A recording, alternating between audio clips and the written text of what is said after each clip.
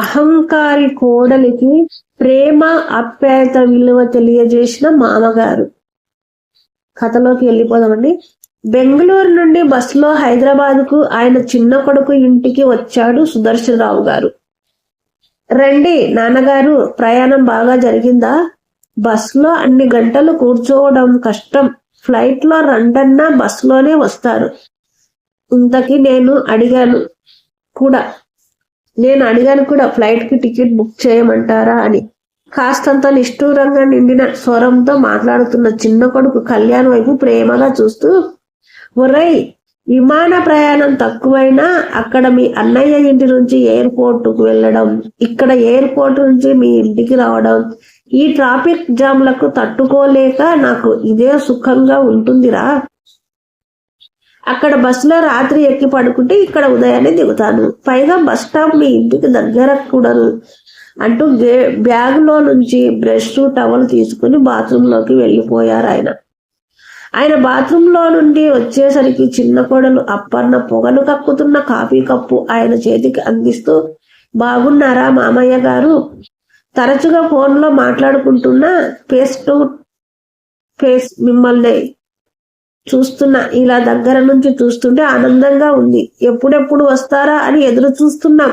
మీ అబ్బాయి లాగానే నేను మాట్లాడుతున్నానని అనుకోకండి, కానీ అటు ఇటు తిరిగే బదులు ఇక్కడే హాయిగా ఉండిపోవచ్చు కదా మామయ్య అంటూ అభిమానంగా మాట్లాడుతున్న కోడలి వైపు ప్రేమగా చూశారు. ఇంతలో 8వ క్లాస్ చదువుతున్న మనవడు సాకేత్, 5వ క్లాస్ చదువుతున్న మనవరాలు సాక్షి స్కూల్కి తయారవుతూ హడావిడిగా వస్తూ, తాతయ్య ఎలా ఉన్నారు? సాయంత్రం స్కూల్ నుండి రాగానే బోల్డ్ సంగతులు చెప్పాలి మీకు అంటూ అంతే హడావిడిగా లోపలకు వెళ్ళిపోయారు. సుదర్శనరావు గారికి 2 కొడుకులు. పెద్దవాడు కృష్ణకాంత్ బెంగళూరులో సిమెంట్స్ కంపెనీలో ఇంజనీర్గా పనిచేస్తున్నాడు. అతని భార్య రేవతి. ఆంధ్ర వాళ్ళే అయినా రేవతి తల్లిదండ్రులు ఉద్యోగరీత్యా అక్కడే స్థిరపడిన మూలాన రేవతి బాల్యం, చదువు అక్కడే పూర్తి అయ్యాయి. కృష్ణకాంత్ది రేవతిది ప్రేమ వివాహం. పెళ్లికి ముందు డైలైట్ కంపెనీలో పనిచేసేది. వాళ్లకు 2 మగపిల్లలే, రోహిత్, రోషన్. పిల్లలు పుట్టాక వాళ్ళ సంరక్షణను, ఇంటిని బ్యాలెన్స్ చేసుకోవడం కష్టం అయిపోయి ఉద్యోగం మానేసింది. సుదర్శనరావు గారు వైజాగ్లో ట్రెజరీ ఆఫీసులో పనిచేసి రిటైర్ అయినారు. ఆయన రిటైర్మెంట్ లోపునే 2 కొడుకులు చదువులు, ఉద్యోగాల్లో స్థిరపడడం, తర్వాత వారి పెళ్లిళ్ళు పూర్తి అయినాయి. భార్యపై 5 సంవత్సరాల కాలం పూర్తి అయింది. భార్య బ్రతికి ఉండగా 2 వైజాగ్లో ఆయన సొంత ఇంట్లోనే ఉండేవారు. అప్పుడప్పుడు కొడుకుల దగ్గరకు వచ్చి వారం 10 రోజులుండి వెళ్ళిపోయేవారు. భార్య పోవడంతో పిల్లలు ఒంటరిగా ఉండవద్దని అనేసరికి వైజాగ్లో ఉన్న ఇల్లు అమ్మేసి కొడుకుల దగ్గరకు వచ్చేశారు. మామయ్య గారు, నాకు స్కూల్కి టైం అయింది, లీవ్ పెడదామనుకున్నాను, కానీ స్కూల్లో పరీక్షలు జరుగుతున్నాయి, తొందరగా వచ్చేస్తాను. టేబుల్ మీద బ్రేక్ఫాస్ట్, వంట అవి చేసేసి రెడీగా సర్ది ఉంచేశాను. అన్నీ చూసుకొని తినండి మామయ్య. సరేనమ్మా, నాకేమైనా కొత్త ఏమిటి? నీ వెళ్ళిరా, నా కోసం మీ విధులను మానుకోనవసరం లేదు. రాత్రంతా ప్రయాణం చేసి వచ్చాను, హాయిగా స్నానం చేసి కాసేపు పడుకోండి, సాయంత్రం మాట్లాడుకుందాం అంటూ అప్పన్న వెళ్ళిపోయింది. కొడుకు, మనవడు, మనవరాలు కూడా వెళ్ళిపోయారు. అప్పన్న ఇంటి దగ్గరలోనే ఒక ప్రైవేట్ స్కూల్లో ఫిజిక్స్ టీచర్గా పనిచేస్తుంది. చిన్న కొడుకు కోడలి దగ్గర గడపడం ఆయనకు పండగలా ఉంటుంది. జీవితం అంటేనే కష్టసుఖాల కలయిక, సర్దుబాటు తప్పనిసరి. తన వాళ్ళు, తన కుటుంబం కావాలనుకుంటే తన చుట్టూ ఉన్న వారితో సర్దుబాటు చేసుకుంటూ పోవాలి. అప్పన్న ఇంట్లో ఉన్నంతసేపు గలగల మాట్లాడుతూనే ఉంటుంది. మామయ్య గారు మందులు వేసుకున్నారా? ఈరోజు పేపర్ న్యూస్ ఏమిటి? లేత వంకాయలున్నాయి, కూర ఎలా చేయమంటారు? తోటకూర పులుసు ఆవపెట్టి చేయమంటారా, లేక పప్పు చేయనా? ఈ కూర ఎలా చేస్తే బాగుంటుందో కాస్త చెప్పరు? ఇలా ఒకటి కాదు అనేక విషయాలు మాట్లాడుతూ సలహాలు అడుగుతూ తనని ఒక్క క్షణం ఖాళీగా ఉంచదు. శనివారం గుడికి తీసుకెళ్తుంది. మామయ్య గారు, మీరైతే కూరగాయలు బాగా సెలెక్ట్ చేస్తారంటూ రైతు బజారుకి తీసుకెళ్తుంది. మామగారికి ఇష్టమైనట్లుగా ఆయన సలహాలు తీసుకుంటూ వంట చేస్తుంది. సుదర్శనరావు గారు ఒక విశిష్టమైన వ్యక్తి. ప్రతి వారిలో ఏవో బలహీనతలు ఉంటాయని, వాటిని తేలికగా తీసుకోవాలని తలబోసే వ్యక్తి. 2 కొడుకులు 2 కళ్ళతో సమానం ఆయనకు. అందుకనే కొడుకులు ఎవరు నిర్దేశించకపోయినా ఇద్దరి దగ్గర 6 నెలలు ఖచ్చితంగా గడిపి వెళతారు. ఒకరి మీదే తన బాధ్యతను మోపి వారి స్వేచ్ఛకు అంతరాయం కలిగించకూడదనుకుంటారు. అందుకనే 6 నెలల చొప్పున విభజించుకున్నారు. పెద్ద కోడలు రేవతి అహంభావి, తనకు తోచినట్లు చేస్తుంది. రిజర్వ్డ్ నేచర్, చెడ్డది కాదు కానీ బాధ్యతను మొక్కుబడిగా చేస్తుంది తప్ప అందులో అప్యానుతారాగాలు ఉండవు. మామగారితో ఎప్పుడైనా 1 మాట్లాడుతుంది, అది అవసరం అనుకుంటే. ఒక్కో రోజు అసలు మాటలే ఉండవు. ఆయన అవసరం తనకి ఏమీ లేదని భావిస్తుంది. ఆమె పెరిగిన వాతావరణం, అలవాటులు అటువంటివి. మామగారు తన భర్తకు తండ్రి అంతే, అంతకు మించి ఎక్కువ కన్సర్న్ చూపదు. ఉద్యోగం చేయకపోయినా మామగారికి దగ్గరుండి భోజనం వడ్డించడం కానీ, ఏమి కావాలని అడగడం కానీ చేయదు. అన్నీ టేబుల్ పైన పెట్టేస్తే ఆయనే పెట్టుకుని తింటారు. ఆ కూర బాగుందా అని కానీ, మరి కాస్త వడ్డించుకోండి అని కానీ అడగదు. తనకి ఇష్టమైన రీతిలో ఏదో చేయాలి కదా అని మొక్కుబడిగా చేసేస్తుంది. బయట హోటల్ ఫుడ్, ఫాస్ట్ ఫుడ్లకు అలవాటు పడిన ఆమె ఎక్కువ హోటల్ ఫుడ్ ఆన్లైన్లో ఆర్డర్ ఇచ్చేస్తుంది. పిల్లలు కూడా బయట ఫుడ్ అంటేనే ఇష్టపడతారు. ఒకసారి కృష్ణకాంత్ భోజనం చేస్తూ, నాన్నగారికి ఈ వంకాయ కూర ఇలా చేస్తే ఇష్టం ఉండదు. ఈ పప్పు ఏమిటి ఇంత చప్పగా ఉంది? నీకు చేయడం రాకపోతే నాన్నగారిని అడిగి చేయకపోయావా? నాన్నగారికి వంట చేయడం బాగా వచ్చని అనడం తను విన్నాడు. కోడలు ఏమి జవాబు చెబుతుందో వినాలన్న ఆసక్తి కూడా ఆయనకు లేదు. ఆయన వ్యాపకాలు, ఆయన పుస్తకాలే ఆయన ప్రపంచం. నేస్తాలు. ఇంట్లో తనని పలకరించే వాళ్ళు లేకపోయినా నిశ్శబ్దం రాజమేలుతున్నా, ఏనాడు మీ అన్నయ్య ఇంట్లో నా పరిస్థితి ఇదంటూ చిన్న కొడుకు దగ్గర వెలబోసుకోలేదు. అప్పన్న దగ్గర కూడా రేవతి గురించి మంచిగా చెప్తాడే కానీ రేవతి వ్యక్తిత్వాన్ని కించపరచడం అది చేయరాయన.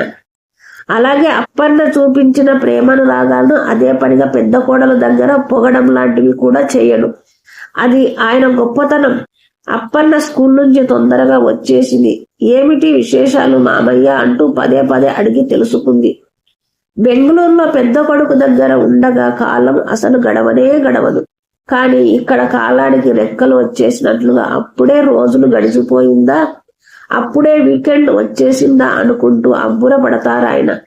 అందుకనే చిన్న కొడుకు కోడలు దగ్గర ఎంతో ఉత్సాహంగా ఉంటుంది ఆయనకు. మనసులో ఎంతో కాలంగా బంధించేసిన మాటలన్నీ ఉప్పెనలా ముందుకు దూసుకు వచ్చేస్తాయి. ఆ వయసులోనున్న ఎవరికైనా గాని మాటలకు మించిన దివ్య ఔషధం మరేమీ లేదు. అప్పర్ణ ఒకరోజు సెలవు పెట్టి మామగారికి అన్ని వైద్య పరీక్షలు చేయించింది. అన్ని నార్మల్ గా ఉన్నాయని తెలిసి ఆనందపడింది. సుదర్శనరావు గారి ప్రయాణం ఇంకో 2 రోజుల్లోకి వచ్చేసింది. అప్పుడే 6 నెలలు ఎంత వేగంగా ముగిశాయా కదా అనుకుంటారాయన. అదేమిటి నాన్నగారు, ఇంకా కొంతకాలం ఉండొచ్చు కదా అంటూ కళ్యాణ్ ఆపడానికి ఎంతో ప్రయత్నించాడు. అన్నయ్యతో మాట్లాడతానన్నాడు. లేదురా, కళ్యాణ్ అన్నయ్య ఏదో అనుకుంటాడని కాదు, నేనే వెళ్ళాలని అనుకుంటున్నాను. అయినా ఇక్కడకు బెంగళూరు ఎంత దూరమని? రావాలనుకున్నప్పుడు వచ్చేస్తాను. ఓపిక ఉంది కదా. ఓపిక లేనప్పుడు ఆ భగవంతుని నిర్ణయానికి ఎలాగూ కట్టుబడక తప్పదు. మామయ్య, నా స్కూల్ హడావిడిలో మిమ్మల్ని సరిగా చూసుకోలేకపోతున్నానేమో కదూ, అందుకనే వెళ్ళిపోతున్నారా అంటూ బేలగా తన వైపే చూస్తూ మాట్లాడుతున్న అప్పర్ణ మంచితనానికి ఆయన మనసు అర్థమైంది. లేదమ్మా, 6 నెలలు ఎంతలో గడుస్తాయి. అయినా వచ్చే సంక్రాంతి పండగకి కృష్ణ మిమ్మల్ని బెంగళూరుకి రమ్మనమని చెబుతాడన్నాడు. అందరం కలిసి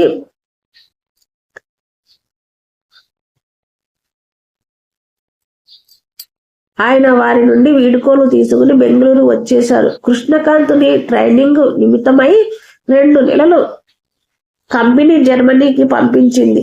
రేవతికి 4 రోజుల నుండి సాయంత్రం అయ్యేసరికి స్వల్పంగా టెంపరేచర్ వస్తుంది.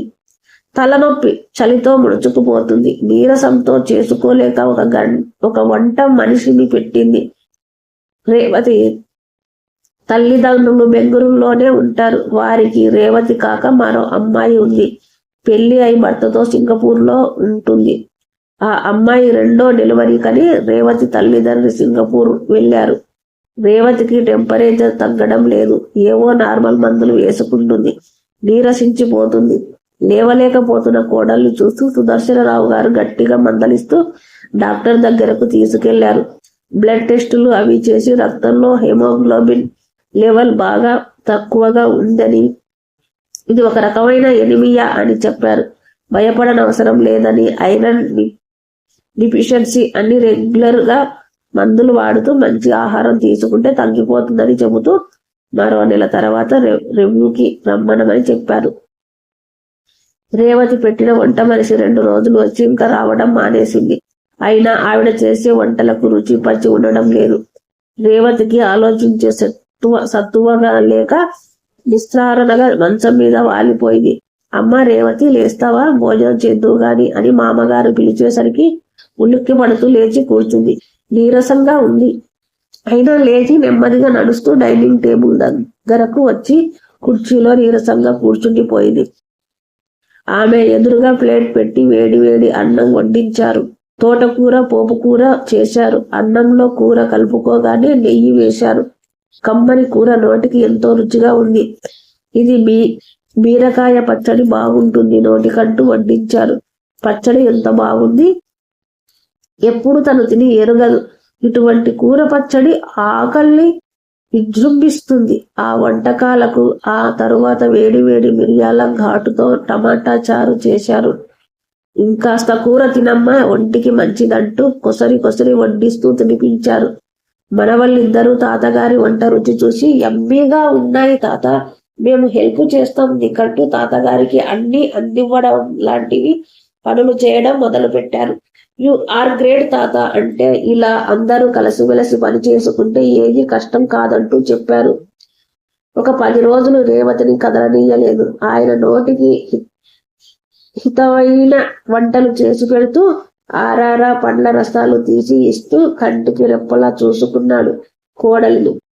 10 రోజుల్లో రేవతి బాగా కోలుకుంది. రేవతి మామగారి మంచి హృదయానికి అభిమానికి చలించిపోతుంది. ఈ సమయంలో తన తల్లి ఉన్నా ఇంత బాగా చేసేది కాదు.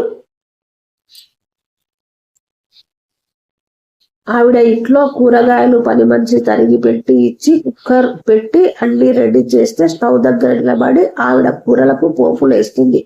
అమ్మ చేసినవి ఇంత రుచిగా ఉండవు.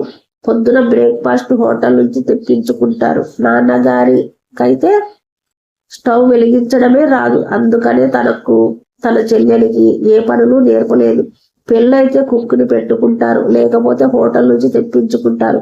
వంట అన్నది పెద్ద సమస్య కాదు అని ఆలోచించే వ్యక్తి ఆవిడ. ఇక్కడ అలా కాదు.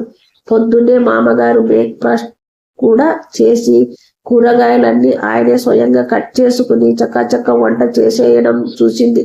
నిన్న మామయ్య గారు కూరల మండికి వెళ్లి కాయగూరలు ఎన్నో తెచ్చి వాటిని శుభ్రంగా కడిగి ఆరబెట్టి ఫ్రిడ్జ్ లో పెట్టారు.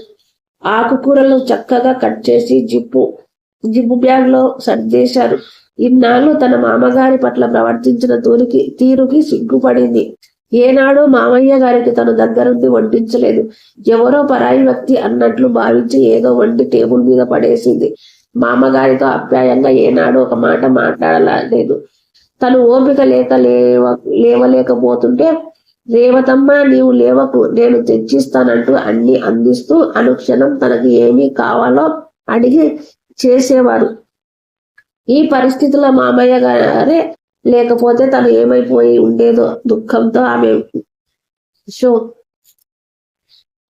దుఃఖంతో మామగారి పాదాల మీద ఒరిగిపోతూ కళ్ళకు అందుకుంటూ, మామయ్య గారు నన్ను క్షమిస్తారా? ఇన్నాళ్ళు నేను మీ పట్ల ప్రవర్తించిన తీరుకి చాలా గిల్టీగా ఉంది. ఎంత సంస్కారహీనంగా ప్రవర్తించాను గుర్తొస్తుంది అనేసరికి రేవతమ్మ లే, ఇందులో క్షమాపణలేమిటి? మనమంతా ఒక కుటుంబం. మీ అత్తగారు బ్రతికి ఉండగా ఏమనేదో తెలుసా? మనకి కూతుళ్ళు లేరన్న దిగులు లేదు. చక్కగా చదువు అందం ఉన్న 2 కోడళ్ళు వచ్చారు.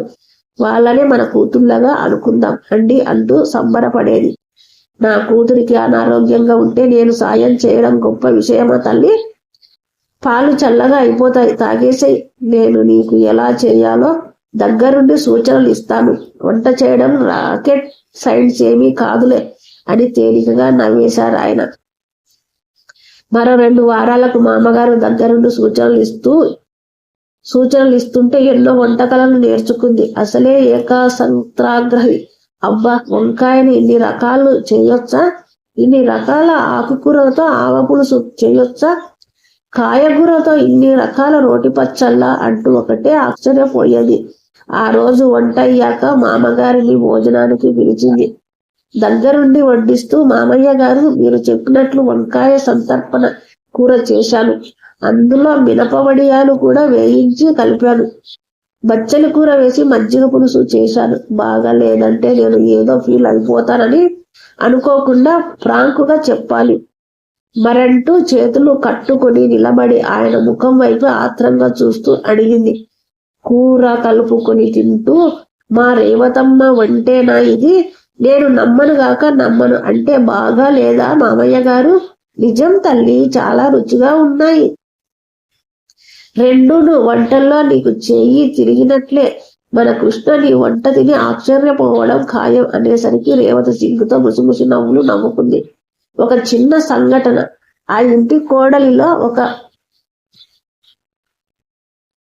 ఒక అనూహ్యమైన పరిణామాన్ని తేవడమే కాదు, వారి మధ్య మమతానురాగాలకు వారధి వేసింది. ఈ వీడియో కనుక మీకు నచ్చినట్లయితే లైక్ చేయండి, షేర్ చేయండి, సబ్స్క్రైబ్ చేయడం మాత్రం మర్చిపోతారు. Thank you.